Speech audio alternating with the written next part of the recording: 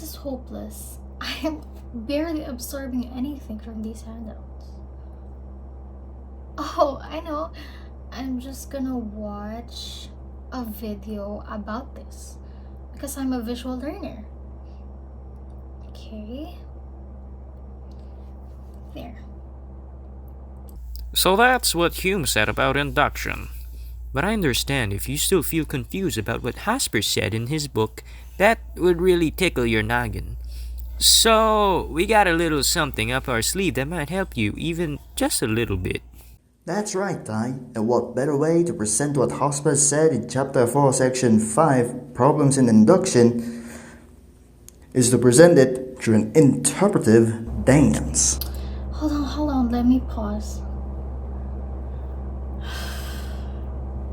So this is what I have to sit through, huh? So boring, just literally hell on earth.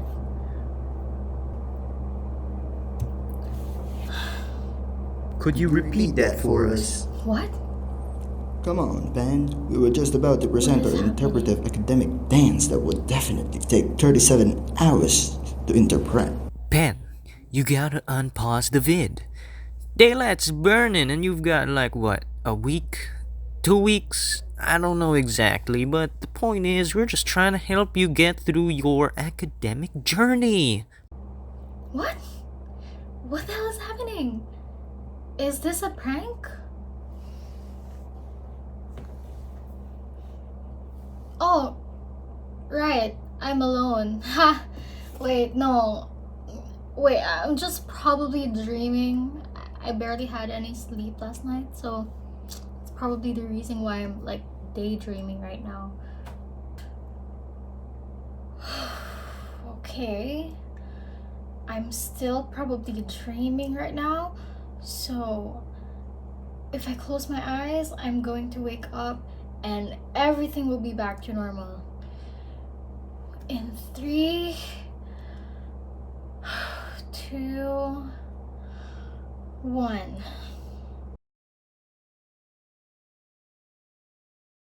Oh hey, you're finally awake. For a second there, I thought you just died. Would have been very tragic.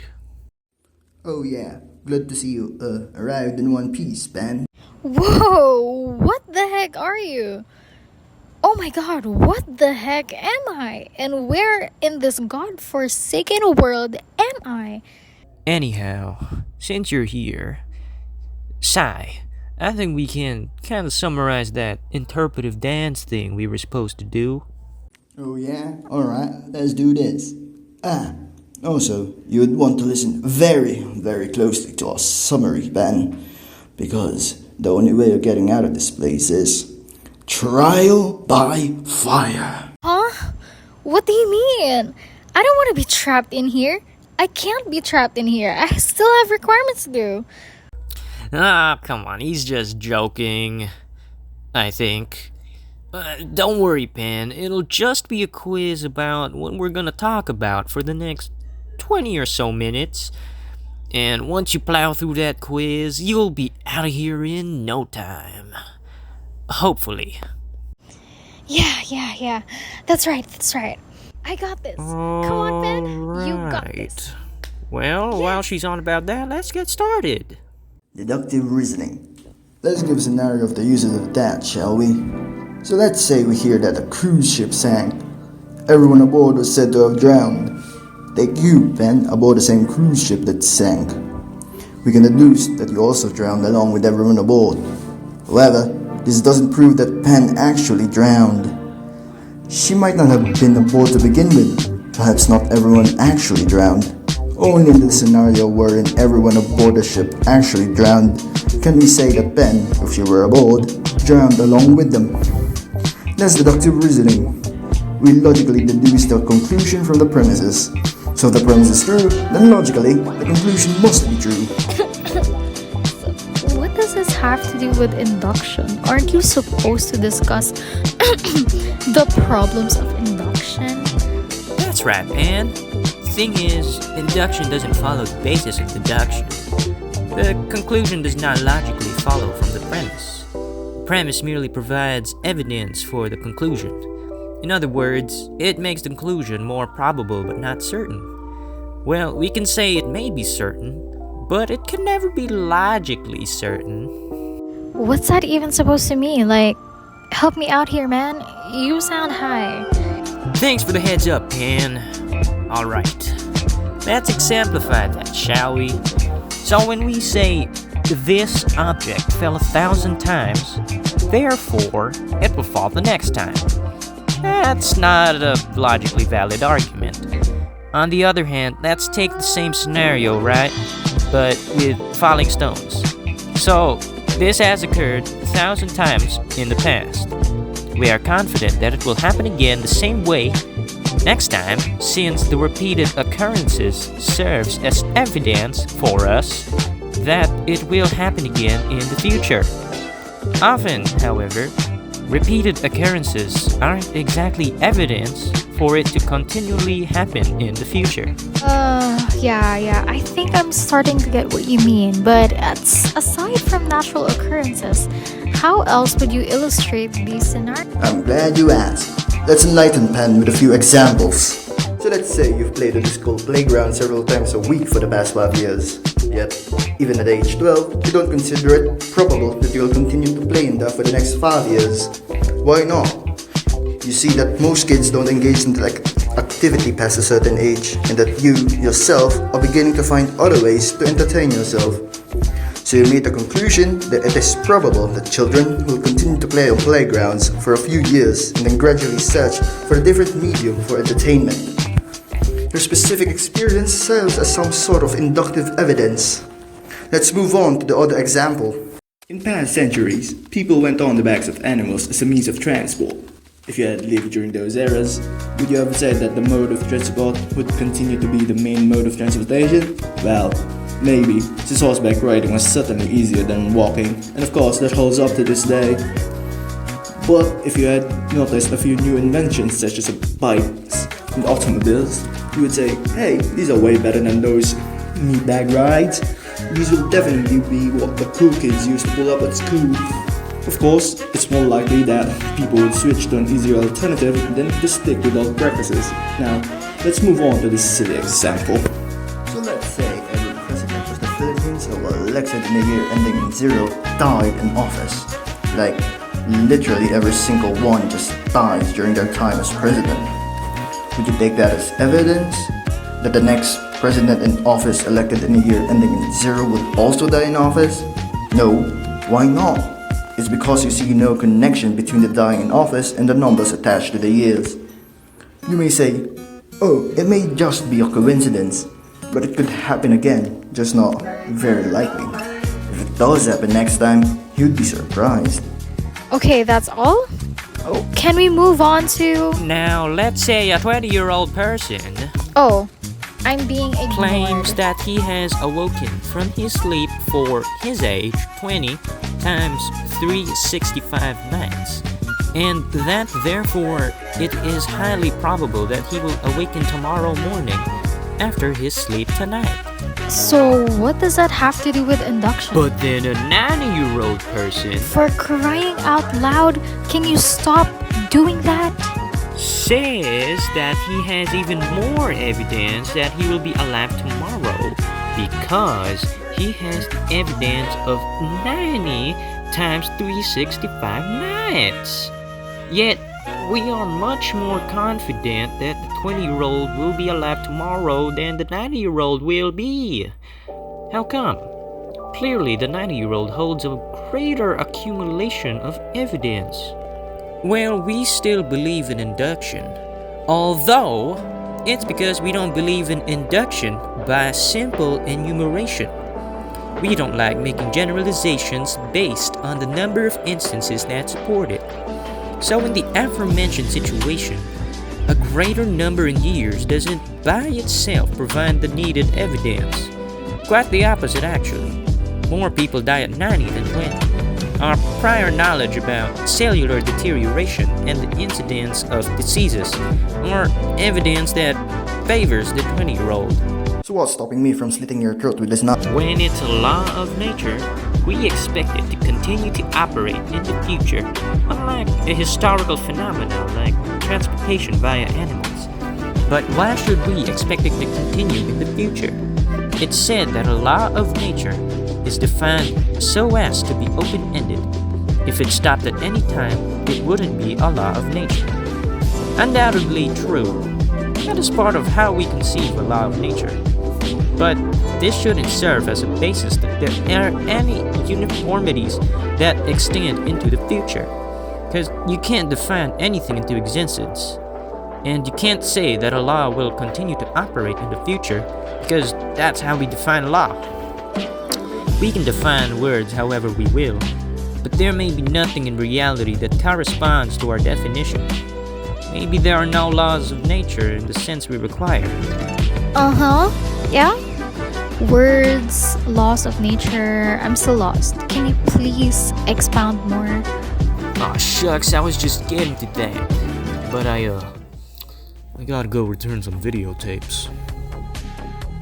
Don't know what he's on about, but let's tackle how David Hume represented what Ty just said earlier. So the famous passage that came from Hume that was in the book of Hospice, don't get confused, states that the bread that he had eaten nourished him, imbued him with secret powers. Did that mean that other bread would nourish him in the same fashion, as it would also imbue him in similarly with the same secret powers? He deems that the consequence doesn't really matter, though it must be acknowledged that for each consequence we think of, there is a step taken, process of thought, and inference to be said and done. Hospice finds that the bread situation has had those effects ever since, and he expects that similar situations will also have similar consequences. One proposition may justly be inferred from the other, or basically always deduced. These propositions are not intuitive, that there requires a medium which allows us to draw these inferences produced from reasoning and argument. However, Hospice is quite clueless of what that medium may be.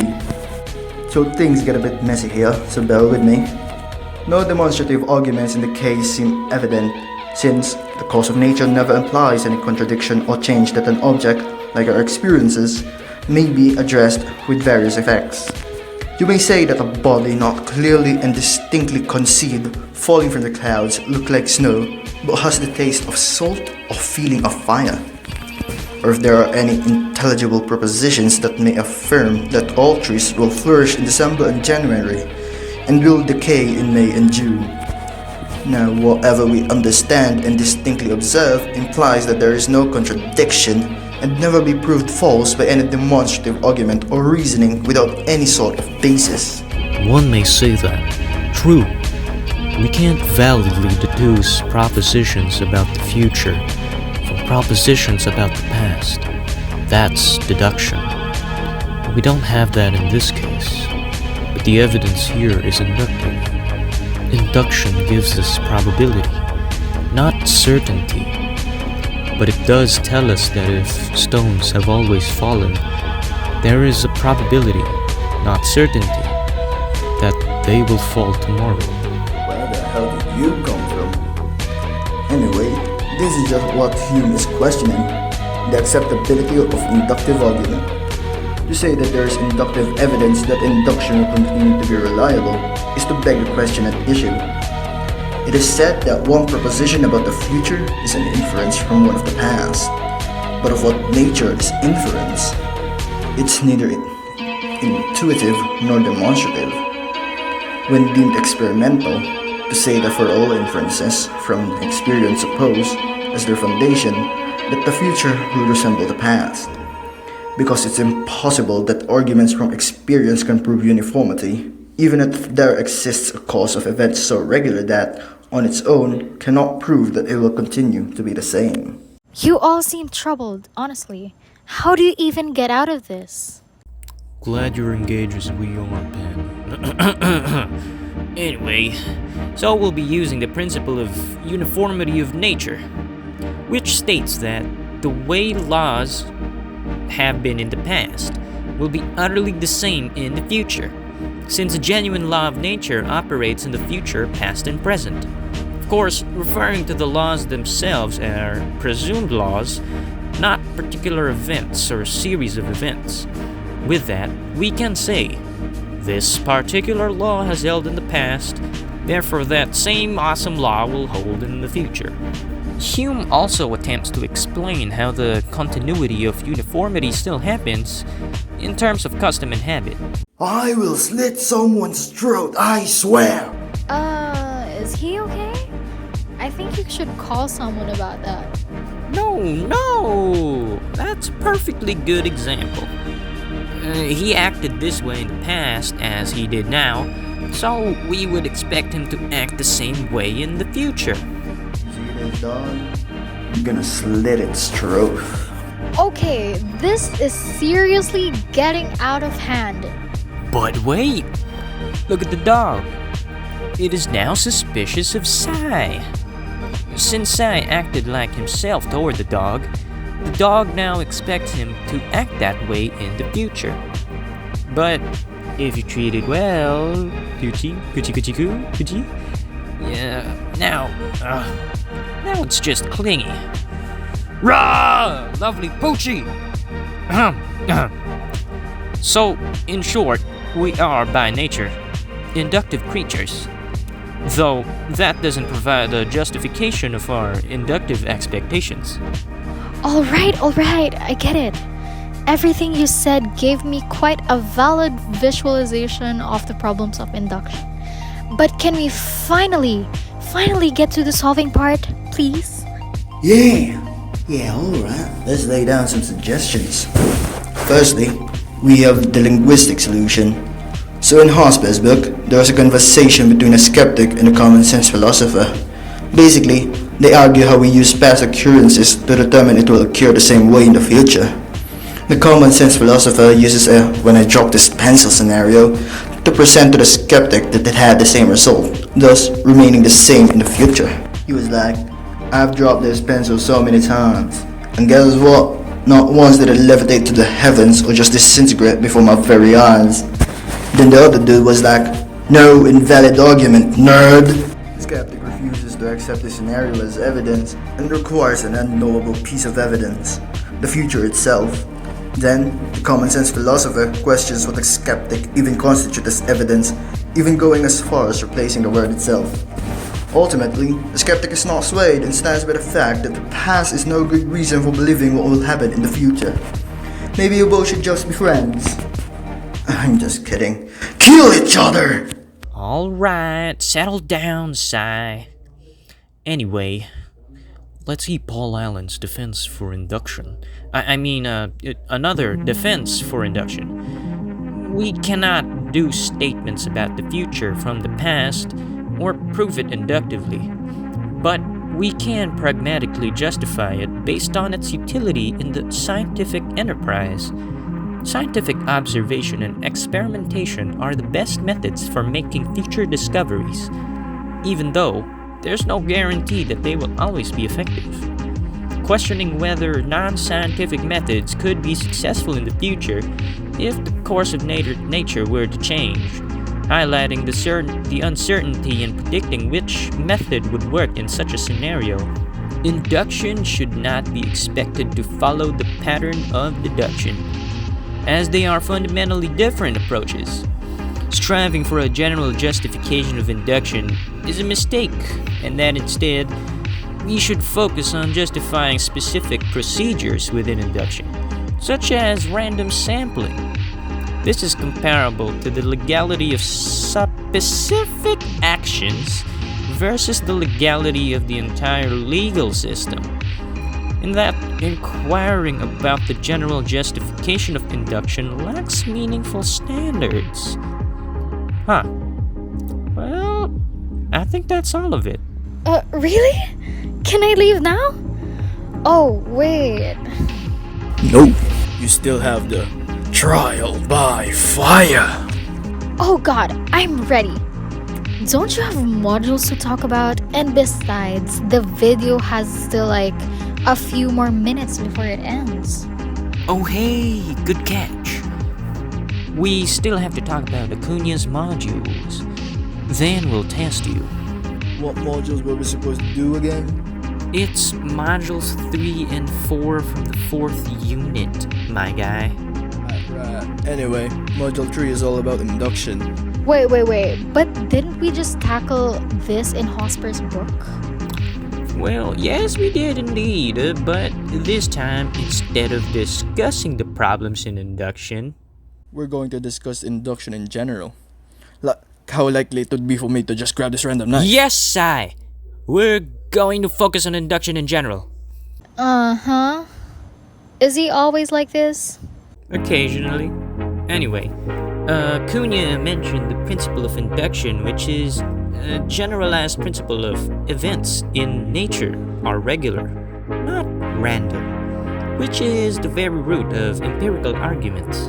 Right, that whole things that happened before are more likely to happen again when the same circumstances leading to that event are happening again, blah blah blah.